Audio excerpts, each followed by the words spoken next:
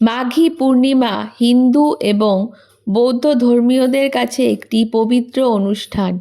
এই দিনটিকে মাঘ পূর্ণিমাও বলা হয়ে থাকে, কারণ এই দিন মঘা নক্ষত্রের অর্থাৎ মাঘ মাসের এটি পূর্ণিমা। তাই এই দিন গুরু অর্থাৎ বৃহস্পতি, শনি এবং চন্দ্র এই তিনটি গ্রহরা অশ্লেষা নক্ষত্রে তাদের নিজস্ব রাশিতে উপস্থিত থাকে।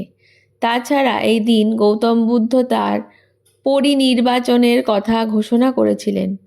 পাশাপাশি কথিত আছে যে এই দিন দেবতারা মর্তলোকে ভ্রমণ করতে আসেন। তাই এই দিন গঙ্গা স্নান এবং ধ্যান ধান করলে অনেক পুণ্য লাভ করা যায়। তাছাড়া প্রতি 12 বছর অন্তর অন্তর এই দিনটিতে কুম্ভ মেলা অনুষ্ঠিত হয় উত্তরপ্রদেশের প্রয়াগরাজে, আর সেখানে স্নান করতে বহু পুণ্যার্থীরা ভিড় করে থাকে। এখন জেনে নিন 2026 সালের মাঘী পূর্ণিমার পঞ্জিকা অনুসারে সঠিক সময়সূচি। হিন্দু পঞ্জিকা মতে মাঘী পূর্ণিমা অনুষ্ঠিত হবে 1 ফেব্রুয়ারি 2026 অর্থাৎ 18ই মাঘ 1432 সাল রবিবার।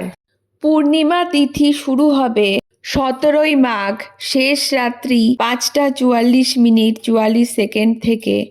পরবর্তী দিন অর্থাৎ 18ই মাঘ শেষ রাত্রি 4:08 এই সময়কালকে যদি ইংরেজি ক্যালেন্ডার অনুসারে ধরা হয় তাহলে সেটি হচ্ছে রবিবার 1 ফেব্রুয়ারি ভোরবেলা 5:44 থেকে এবং শেষ হবে পরের দিন অর্থাৎ 2রা ফেব্রুয়ারি রাত্রিবেলা 4:08 যেহেতু হিন্দু পঞ্জিকা অনুসারে সূর্য উদয় হওয়ার পর নতুন দিন শুরু হয়, সেই জন্য মাঘী পূর্ণিমা তিথি ধরা হবে 18ই মাঘ অর্থাৎ রবিবার 1 তারিখ ফেব্রুয়ারির।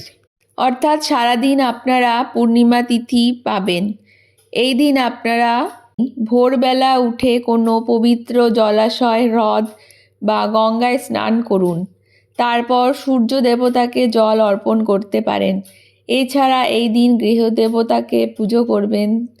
ভগবান বিষ্ণুকে দ্বীপ, ফুল, ফল ইত্যাদি দিয়ে পুজো করবেন। তাছাড়া পূর্বপুরুষদের আশীর্বাদ লাভের জন্য এই দিন তর্পণও করতে পারেন। দুপুরবেলা দরিদ্রদের আহার করাতে ভুলবেন না। এছাড়া কম্বল, তিল, শস্য, গুড় ইত্যাদি দান করলে পুণ্য লাভ করবেন।